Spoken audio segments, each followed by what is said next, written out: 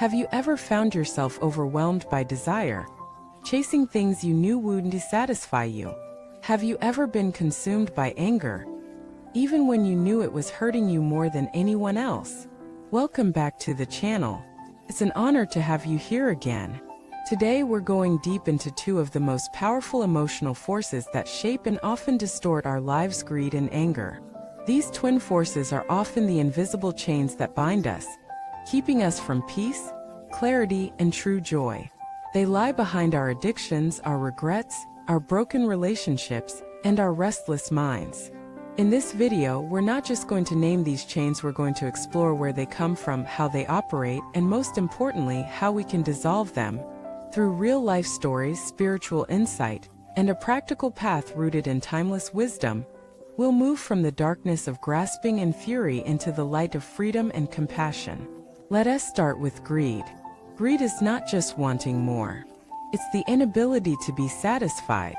It's the voice that says, just one more and I'll be happy.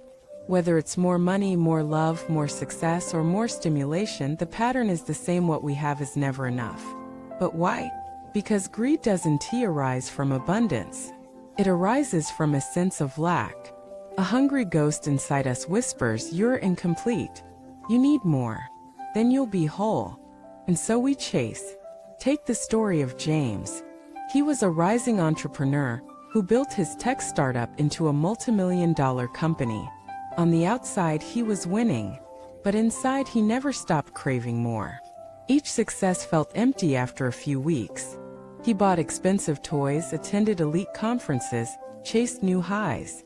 One day, during a silent retreat his wife had begged him to join, he realized he wasn't chasing money. He was running from his own feelings of inadequacy. His greed was a mask for fear. That's the root of most craving, not evil, but emptiness. Now let us shift to anger. Anger is not just rage. It's the burning judgment that rises when the world doesn't match our expectations. It's the clench in the stomach, the heat in the face, the sharpness of tongue. Sometimes it's loud. Sometimes it simmers. But always it destroys peace. Like greed, anger begins with a wound, a feeling of injustice, betrayal, or disrespect. But instead of sitting with that pain, we strike out. Take Maya. She was a social worker who dedicated her life to helping others. But when her organization promoted someone else, she was furious. She felt overlooked, used. That rage began to affect her health, her sleep, her family. A friend invited her to a Buddhist talk on anger. The monk said something that pierced her heart. Anger is like holding a burning coal and expecting the other person to get burned. She began to cry. For the first time, she saw her pain not as something to unleash, but as something to heal. So how do we break these chains? Let us begin with understanding. Both greed and anger come from a misunderstanding of self and reality. Greed assumes happiness is found outside. Anger assumes control over how others should behave. But the truth is, happiness is an inside job. And the world doesn't owe us anything. This is not harsh, it's liberating. When you see through the illusion, you start to reclaim your power. The next step is awareness. When greed arises, don't chase it. Watch it. Label it. This is craving. Not I am greedy. Just craving is here. When anger arises, breathe. Notice the heat. Say to yourself, this is anger. Not I am angry. Just anger is here. This distance gives you choice. Because emotions are like waves. If you don't fight them, they rise and fall. But if you believe them, feed them, identify with them, they crash into you. Let me share a story from ancient texts. A monk once asked his teacher, "How do I deal with desire?" The teacher pointed to a tree. "Desire is like a shadow," he said. "You can't cut it, fight it, or chase it. But if you turn toward the sun, the shadow falls behind you." What is the sun? Mindfulness, compassion, wisdom. These are the antidotes. Now let us talk about compassion. Most people try to overcome anger by suppression. That never works. Instead, try this radical approach. Understand the person you're angry at. What pain are they carrying? What fear are they acting from? This doesn't excuse their behavior, but it transforms your response. One man shared how he healed decades of resentment toward his father. I used to think he didn't love me, he said. But one day I realized he didn't know how. He never received love himself. That shift didn't change the past, but it changed the man's heart. And finally, generosity.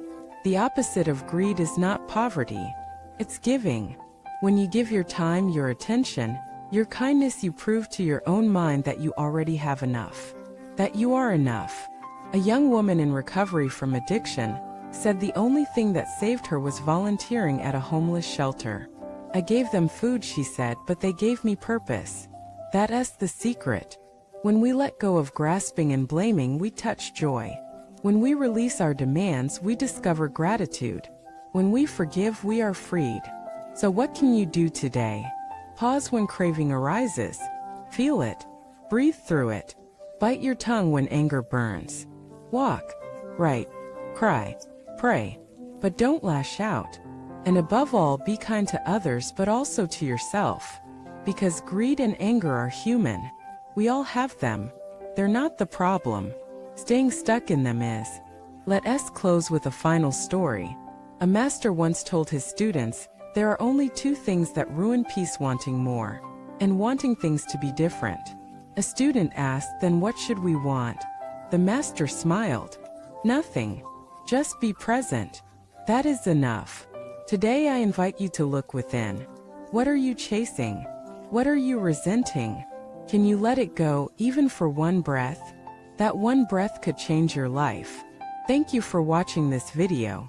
If you've struggled with craving or anger, share your reflections below. Your honesty may help someone else begin their journey to freedom. If this message moved you, please like, subscribe, and share it with someone who needs peace.